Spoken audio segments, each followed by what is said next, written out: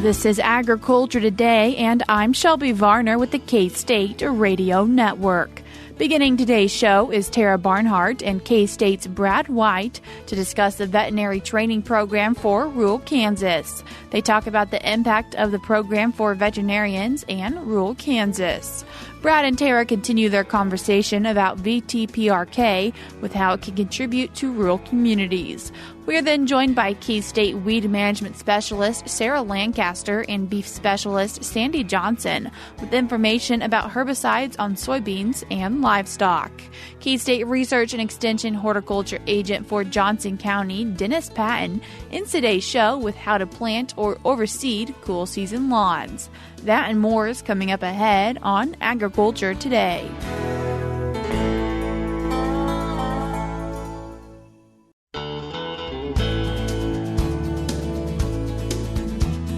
You're tuned in to Agriculture Today, and we start our Thursday show with some information about the Veterinary Training Program for rural Kansas, which is in K-State's College of Veterinary Medicine. And then to talk about this program, we have Brad White, who works with the College of Veterinary Medicine and is the director of the Veterinary Training Program for rural Kansas.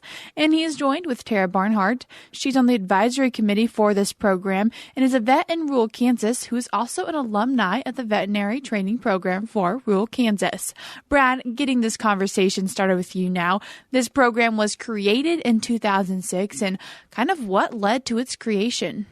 And it is a long title, Veterinary Training Program for Rural Kansas, and I'll refer to it as VTPRK, just to give you an abbreviation there. And the VTPRK program was actually created to help both keep rural practitioners in Kansas and give them the tools to be successful in practice. And the program is administered by the College of Veterinary Medicine, but it's actually funded by the state. And all of the funding from the program goes directly to the students. And those students receive a scholarship, and then that scholarship is forgiven over time in rural practice. So over that time period, it has been very successful in that there are about 5 students. We have a little bit more per class from that 2006 time period forward. And over 90% of those students are still in a rural practice in Kansas, which is an amazing statistic.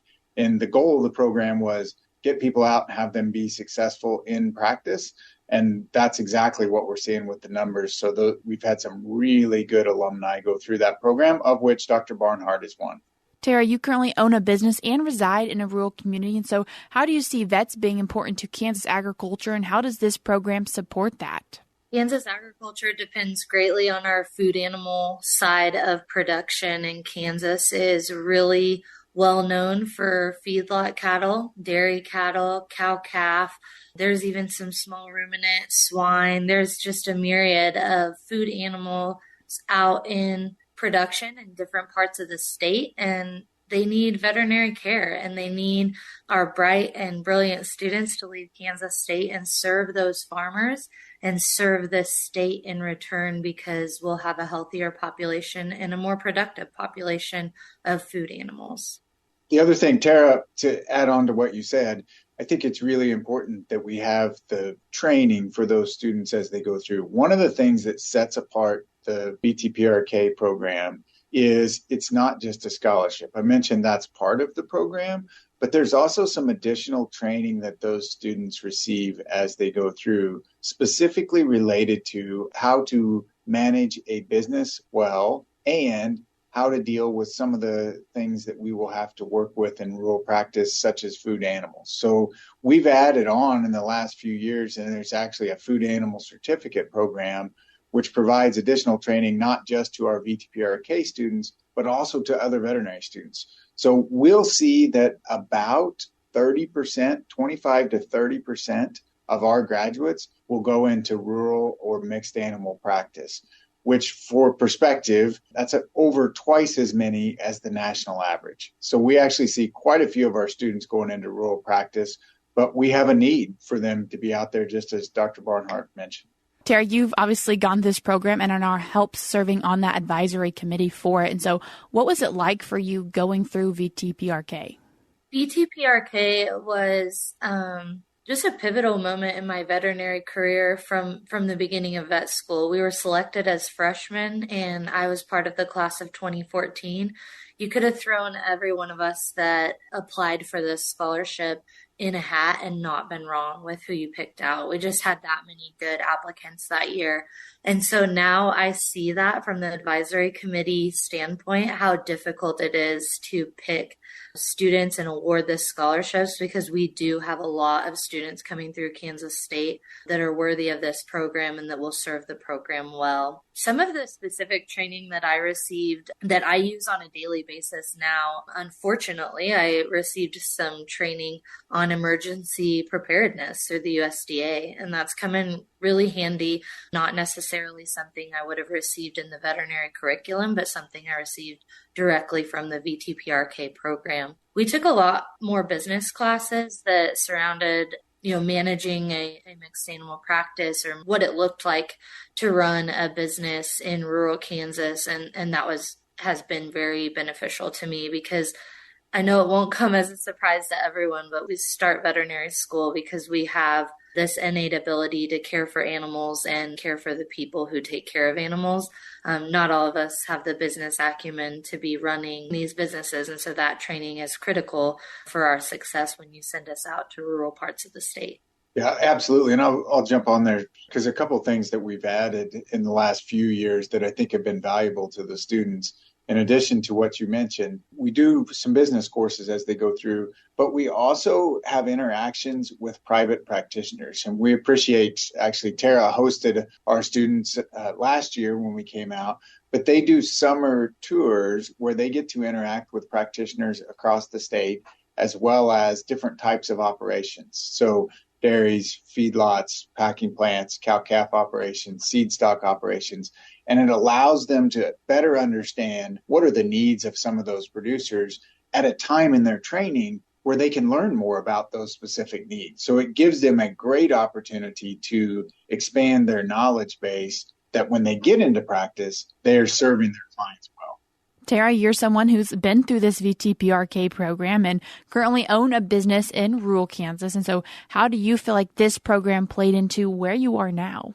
I think the VTPRK, just in its core in providing a scholarship to students, is powerful. We receive that money while we're in school, and so I was able, along with working and taking on some additional financial responsibility, was able to graduate with little to no student debt. And that's powerful. When you are able to leave veterinary school, move out to a rural community, that allows you to buy a house, put down roots, get involved. The leadership training that you receive from the VTPRK also urges you to get involved in your community from a standpoint of serving. So I'm on the city council, I'm on the Chamber of Commerce. There's just different things that I've been involved in, from receiving the training at Kansas State and realizing how important it is to give back to rural Kansas, because Kansans are the ones who foot my bill, right? The taxpayers paid for my college training, and that's so important that I give back. And I've taken that up as a responsibility of mine to serve Kansans well, and I hope I'm doing that. Brad, as someone in the College of Veterinary Medicine here at K-State, and having over 90% of the students who go through this program kind of follow it all the way through, what impact have you seen on veterinarians in Kansas, but then also impact on students? Huge impact. And I think it's I want to follow up a little bit on Tera's last comment, in that what she's doing is extremely valuable to that community, but she's not the only one of the graduates that's doing that. There's a lot of them that are involved, engaged in communities. They're now owning practices. We've been going for long enough with this program that many of our graduates are owning practices. They stay in communication with each other. And as she mentioned, we don't have a lot of business training before veterinary school. We got some in veterinary school, but I would venture to guess that Tera has, and many others, have learned a lot more after school, right? And they communicate with each other, maintaining that peer group. Back to your question, what do we see as far as outcomes? And just to give you a little more specific numbers. So I mentioned you get a scholarship, and there's a 4-year period that they have to serve in those rural communities. Almost every graduate, 98%, have completed that obligation. Over 90% are still in a practice in rural Kansas and almost 80% are still in the practice that they started in, which is amazing. When we compare to other veterinary programs, or there are programs like this for physicians and dentists in other areas, we just don't see that kind of numbers. So it has been very impressive. And I attribute a lot of that to both the quality of the students that come through and that we have tied this program. It is a program. It's not just funding. So part of that program is they've developed that community. Tera just said it very well. They go out, get roots in that community, get engaged in the area. And so long term, we see a lot of success from this program. So a lot of benefits have come out. Many of those alumni are now in the position that they own a practice, and they're now hiring new graduates back from Kansas State. So we like to see that logical progression as we're growing through the veterinary community. Reports back, and I could give you several examples of individuals who have gone through and are using the things that they learned in that program to be successful in their areas. So it really is a fantastic opportunity and it's good for us as faculty to be able to work with those students who have a strong desire to learn, right? They may have been from a rural community and decided to go to a different one or went back home, but they have a strong desire to learn of how do I make this work long term. That was the director of VTPRK, Brad White, and he was joined by an alumni of the program, Tera Barnhardt. We're cutting to a short break now on Agriculture Today, but when we come back, we'll be once again joined by Brad and Tera as they continue the conversation about this program and what it means for rural communities in Kansas.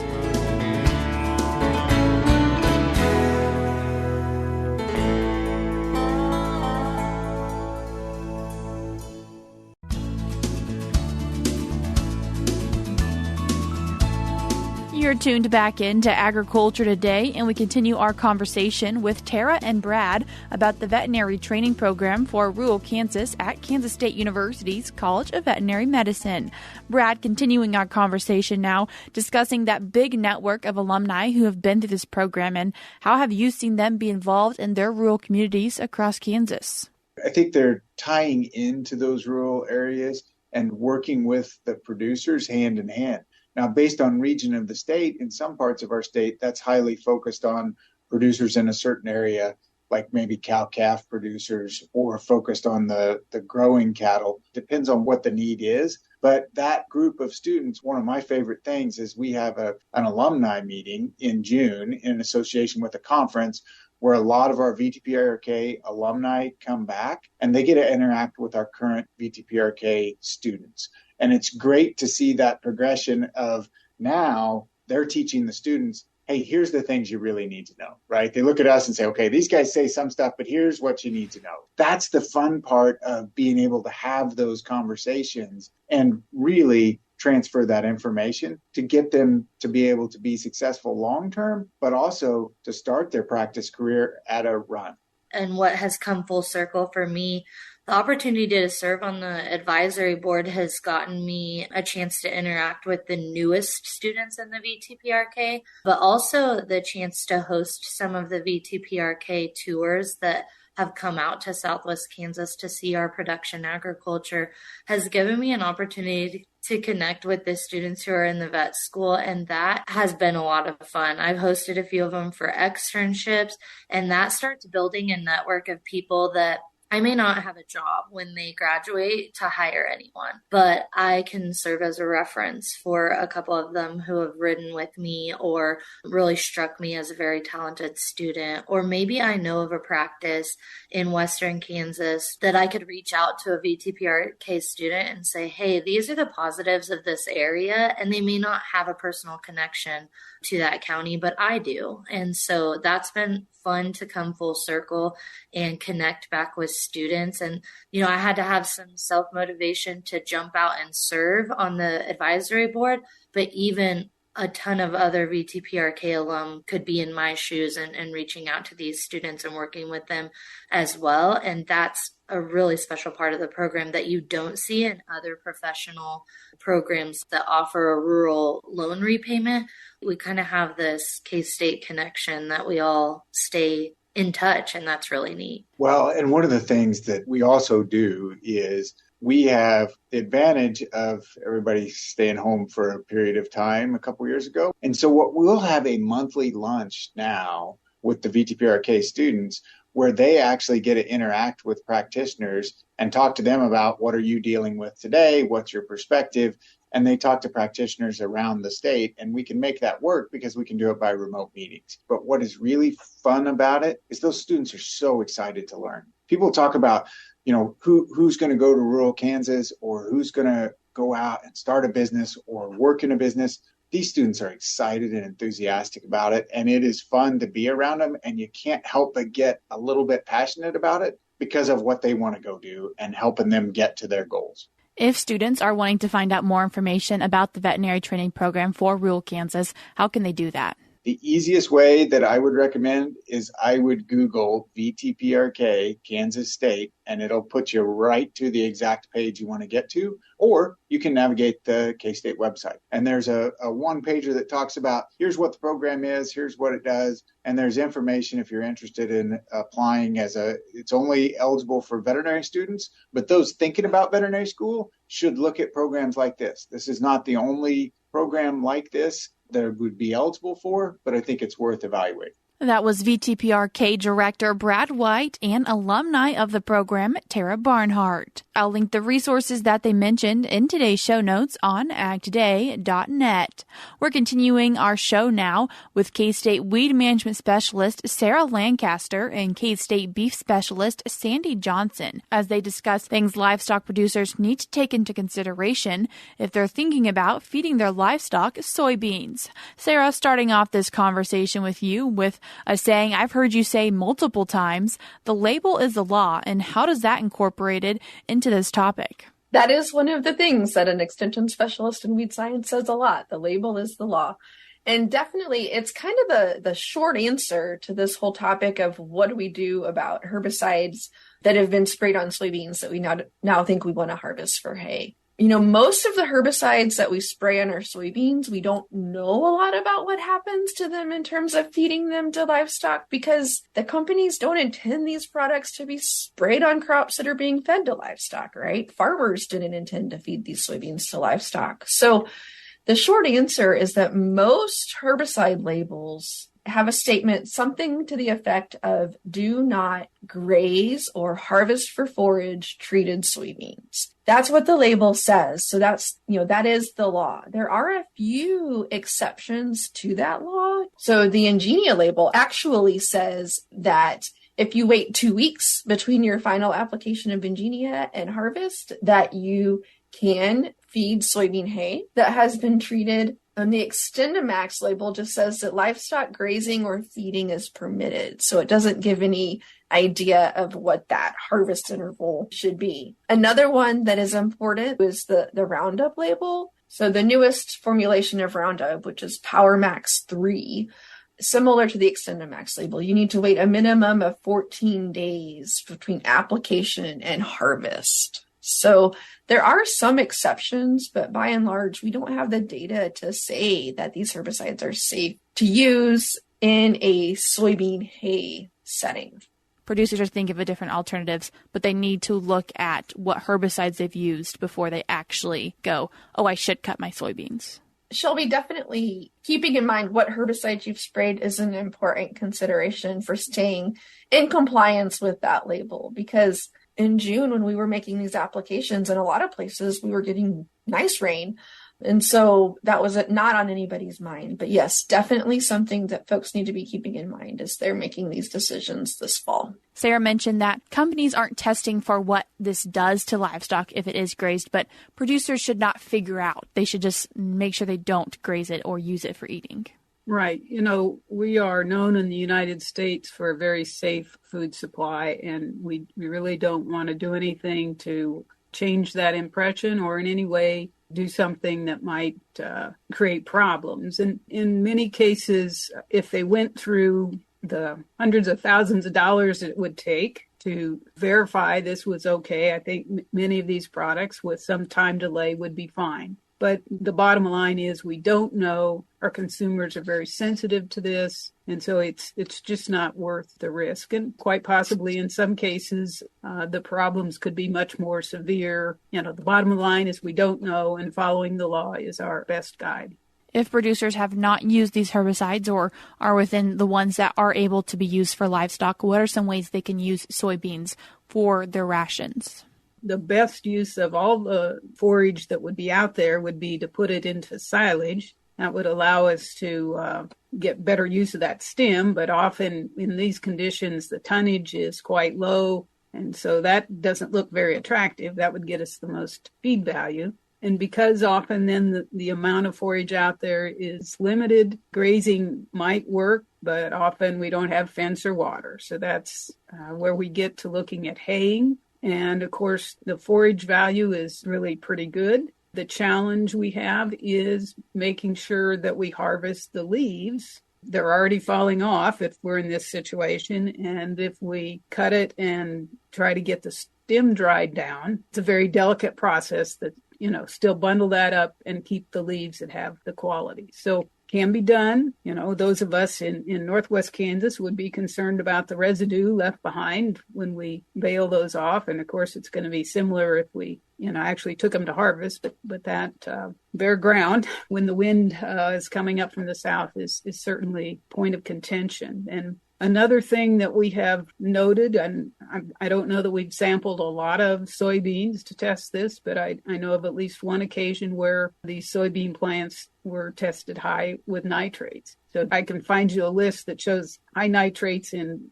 many, many plants that we don't normally talk about in certain conditions. So, you just have to be aware of those potentials. And hopefully if you baled some up and you're looking at feeding it, you're going to get a forage test anyway to see what you have, to know how to best utilize that. And adding that nitrate test is just a good, cheap insurance to double check what you have.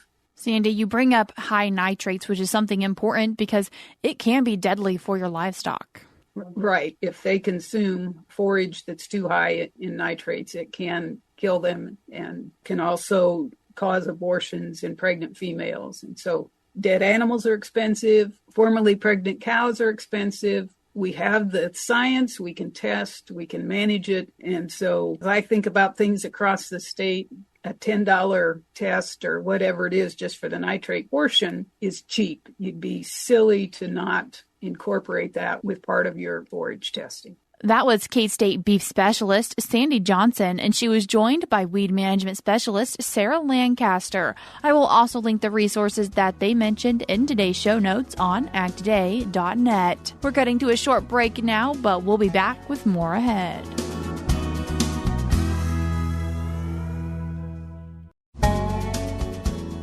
This is Agriculture Today. Along with Shelby Varner, I'm Jeff Wickman.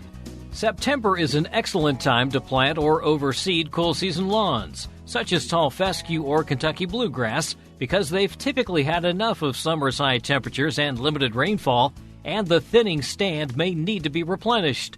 K-State Research and Extension Horticulture Agent for Johnson County, Dennis Patton, says that successfully planting or overseeding cool season lawns is kind of a step-by-step process. The first thing you want to do is make sure there's good soil moisture. A lot of the state of Kansas has been pretty dry lately, but for you to have good germination, good success, you need good soil moisture. So the first thing you might want to do is start watering your lawn maybe a week or so prior to the actual seeding itself. And then kind of the step-by-step process is you would probably mow the lawn a little bit shorter than you normally mow it. So if you're mowing at 3, maybe drop it down to 2, 2.5. And then what really dictates success with seeding a lawn is, like anything you plant, you need that seed to be in good contact with the soil. And you can do that by renting or hiring someone that come in and do what they call verticutting, which think about someone just slicing a whole bunch of little saw blades through the soil that cuts grooves that the seed then falls into. Or for small areas, you can get your garden rake out there and just kind of very, very vigorously work up that upper crust of the soil. Grass seed only needs to be planted maybe 1/8 of an inch to 1/4 of an inch deep. It doesn't get planted very deep, but you need to break that crust. And then once you do that, you would spread your seed, probably hit it again with a rake or the verticutter to get that seed into the soil. and then you're off and running. And really the key to, once you get the good soil prep, the key to getting the seed up and going is keeping it evenly moist, because that's the key to germination, is even moisture, keeping that upper crust of that soil moist at all times so the grass seed can germinate and get established. Yeah, I often hear people talking about water lightly but often. Yeah, when you overseed the lawn, you throw all the lawn watering rules out the book. Usually when we talk about watering lawns, we talk about deep and frequent. But when it comes to seeding, it's light, frequent applications. On a warm, sunny Kansas fall day, September day, you may need to lightly water that once or twice a day. When you're going to overseed, you don't go on a 2-week vacation, because most of these seeds are going to take 7 to 14 days to germinate. And so you need to be pretty much a slave to keeping that water on. Now, if you've got a sprinkler system, you can set it and forget it. But if you're a hose dragger, then you need to make sure you're there, every day to check the moisture level. Here again, we're not talking about deep soaking, because we've already done that prior to the application. We're just talking about replacing what's lost to evaporation. The nice thing about seeding here in early September is that the soil temperatures are high. It should be cooling down a little bit, so you're going to get as rapid germination as possible to help compress maybe that watering period. Because like I said, that's probably where most people, I think when people come to seeding, they fail in maybe 3 ways. One, we've already talked about, make sure you buy quality seed. It's all the bluegrass, it's all the tall fescue, no other crop, no other types of grass. Then the next is getting that good seed soil preparation. A lot of people just think they can throw the seed out there on top of the soil, but it has to be in contact. And then the last, important step, the hurdle to success, is that watering. And proper rate, too. We have to make sure that we're applying the right amount of seed. Yeah, here again, if you're talking about a brand new lawn, on tall fescue, you're putting on maybe 6-8 pounds per 1,000 square feet. If you're talking bluegrass, it's 2 to 3. And then when you're overseeding, and maybe we need to define what overseeding is. Overseeding means you have a stand of grass, but it just needs to be thickened up. So you kind of guesstimate. So if you think you have 50% of the stand, you cut that new seed rate about in half. So here again, on tall fescue, from 6 to 8, you may go to 3 to 4 pounds per 1,000 square feet. There is a disadvantage to really heavily seeding, and that is if you put too much seed down, it may come up, it may look great, but then those sprouts almost become in competition with each other, and it could thin out the lawn. And so the other thing with overseeding too high a rate also greatly increases your costs too.